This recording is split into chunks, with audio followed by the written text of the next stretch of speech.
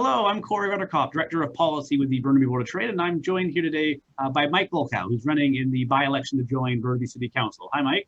Hello. Thanks for being here. Yes. As the Chamber of Commerce, we work to support our local businesses and employers and to foster a competitive, sustainable, and successful community. And our mission is really to be a catalyst for economic growth, a convener of business and community leaders, and a champion for the interest of Burnaby businesses. So that's why, with an election coming up later this month, we wanted to have a chance to meet all the candidates. We've invited everyone to make these short videos to share a little bit about why they're running and to help you, our viewers, get to know your options for this election a bit better. So let's get started. Mike, did you want to start off with a few moments about who you are, why you're running, your background experience, and what got you interested in putting your name forward for the by-election this time?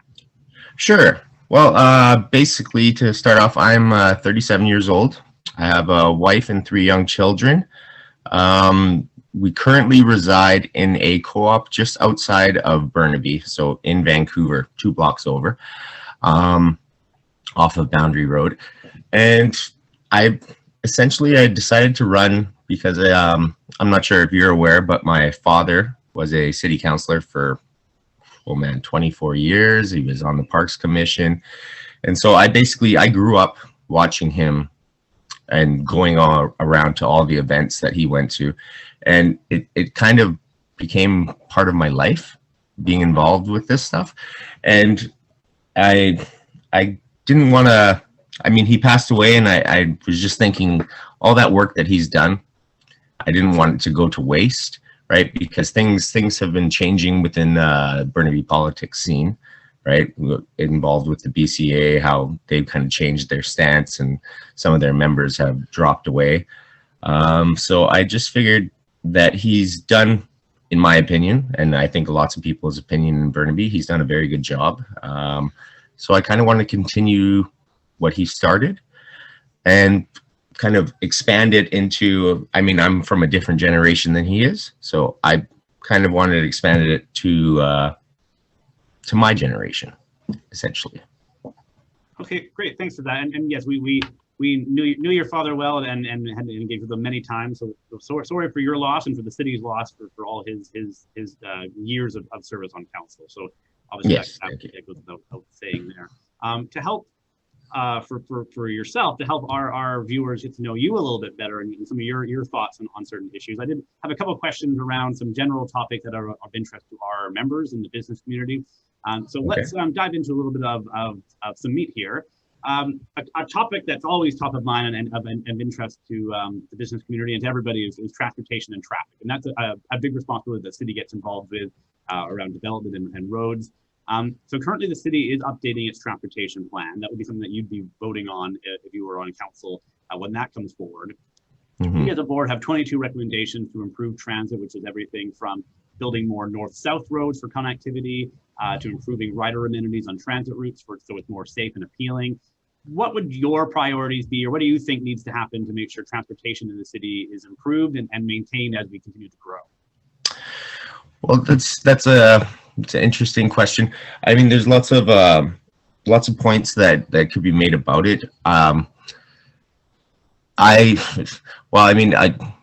basically would have to look at the recommendations that you would be putting forward and also look at the plan that the city has in regards to transportation, because when it comes to building more roads, we're kind of running out of room, I would say, in essence. But if there was a way to expand roads or to look at like widening roads or things of that nature, then by all means I would be more for it, because we all know how traffic has become within the whole Lower Mainland, not just Burnaby by itself.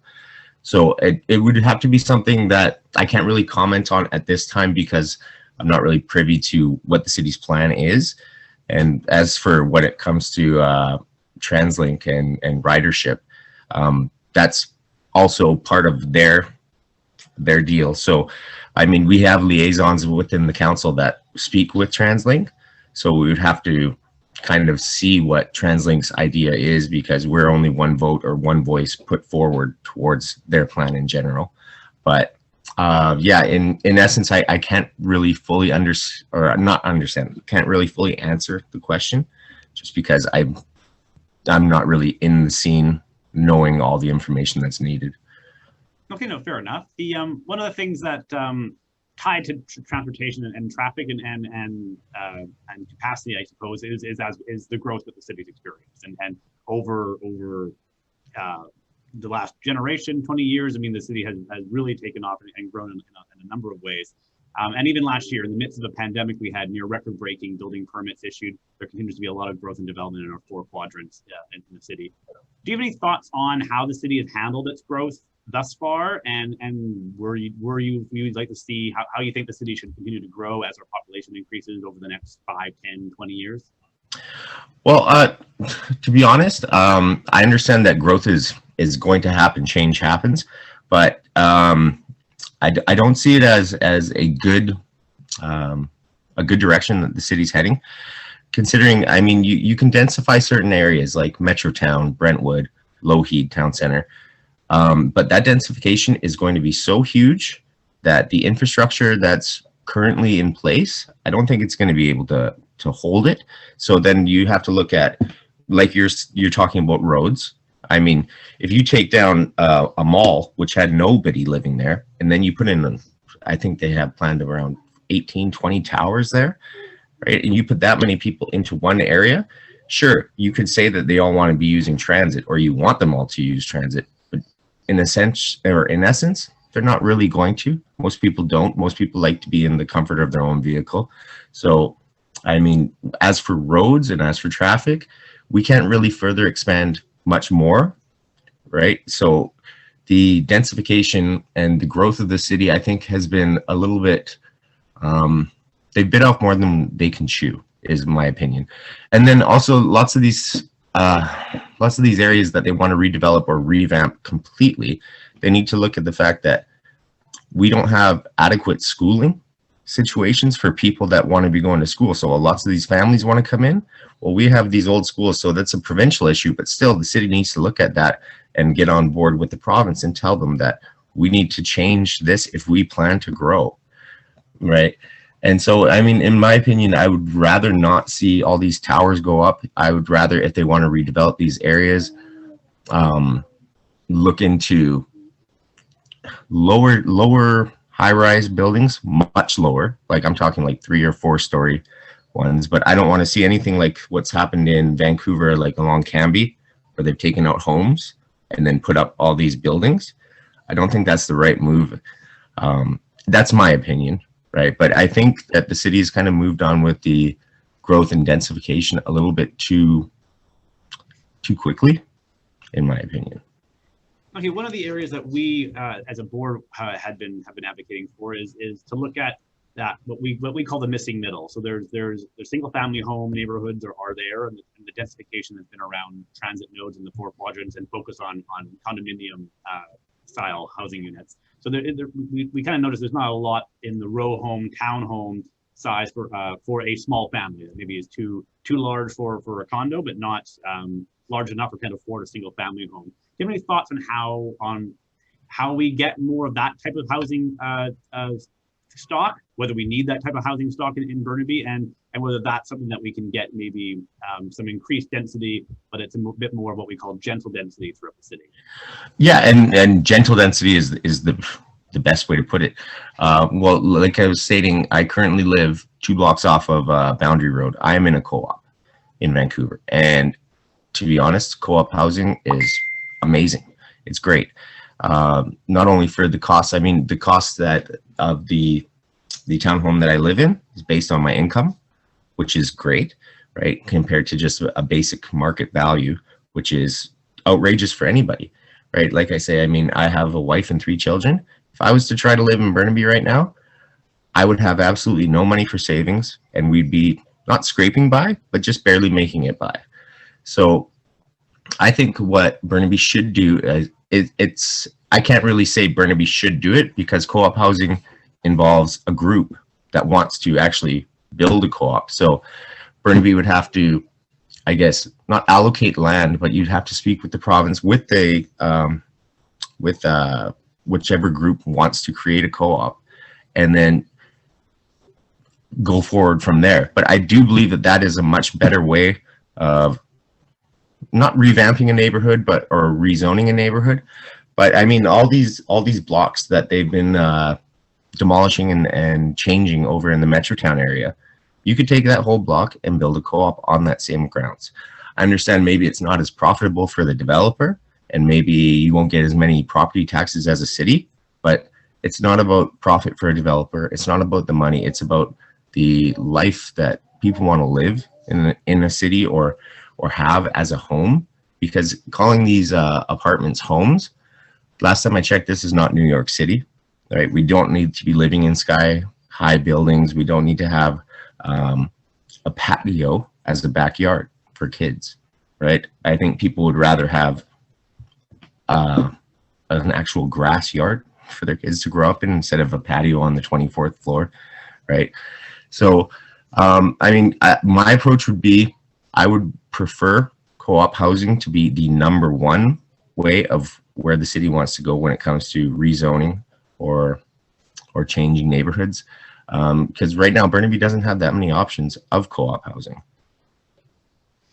I think thanks for that. I'm going to pivot a little bit over to the role of the balance between residential and homes and people living in the city and the other major land use, which is business and industry. And how do you see a balance? There's a few areas where balance is important between land use. So as we build more residential development to house the growing population, making sure that does that eat into the industrial land base and we convert land from what's commercial or industrial now into residential, and then the property tax balance and making sure what's the right balance between how much we tax, what the tax burden we put on homeowners versus the tax we put on employers. Do you have any general thoughts or a framework around how you see that balance and between the employment base and the residential base? Yeah, well, I haven't really thought about it too much, but I do, like, sometimes if I'm driving around with my wife and we're going along the road and I see something slated for demolition and then it says new homes coming in and it's in an industrial area, I always just think in my head, well, where are these people going to work? Right? You keep taking away all these places of work and everyone's supposed to live here. How is anyone ever going to make $1 to even pay their rent or to buy these homes? So currently, I don't know the exact number of ratio or the exact ratio or proportion of commercial as opposed to residential as opposed to industrial. I mean, I do know that the city has roughly 1/4 of its land is parks, right? So that's where that is. But I think that so far, I mean, the zoning or the zones that we have, like the Big Bend area has a shopping district and a lot of industrial down there. And I don't think anything should ever be moved into being a residential area down there. But when it comes to certain areas, like over off of Lougheed, just south of Brentwood, that used to be a big industrial area, and now they're just putting in tower after tower after tower. I understand that if businesses go belly up and the land becomes available, that's one thing. But to entice businesses by offering them X amount of money because these developers are going to make a ton of profit off of putting in homes, I don't think it's the best move. I think that we should leave most commercial areas as commercial or industrial zoned, so that businesses can come in, because I mean, people also don't want to be stuck in their cars all day driving out of Burnaby because there is nowhere to work in Burnaby, right? I mean, we can't really change it just to make it all for high rises or all for homes for people.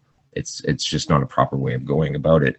And then as for property taxes, they've kind of gotten a little bit ridiculous. I know that the city has their method of understanding how somebody's supposed to pay, how a business is supposed to pay, or how a resident is supposed to pay, but basing it upon land assessment and correlating it to that, it doesn't seem to be working, because the property values have gone up.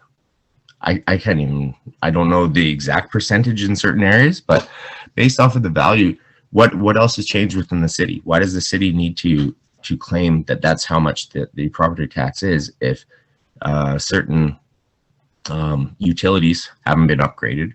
right? It's not like we're having golden water coming through our taps now, right? Or anything like that. It's a little bit ridiculous. So I believe that it should be, the property taxes should be frozen at this point. So for any business or any resident, all property taxes should be frozen until another system is devised, because currently right now you could also have people who are on old age pension who bought their homes 40, 50 years ago, as my parents did. They bought it 35 years ago or 37. And when they bought it, it was 100,000, right? And the value now of it was $1.6 million. I think that just a general idea of basing it off of land assessment is totally incorrect, because it should be specified as to the type of business, the type of income, the type of income of a resident as well, right? Because you can't charge these people this much because you're pricing them out of their home, and it's just, nothing is going in the right direction on that particular topic, I believe. Okay, great. Well, thanks for that. And yeah, that we've galloped through our time here. So we'll wrap it up so we can keep these videos nice and short, so people have a chance to learn as much as they can from all the candidates. And to that point, those of you watching, we have invited all the candidates to come and join us for these chats. So please take a moment to learn about your choices for the by-election later this month, so you're informed, and make sure you go out and vote and exercise your right in that fashion. So Mike, very nice to see you and to have you join us today. Yes, thank you very much. Thank you for the time.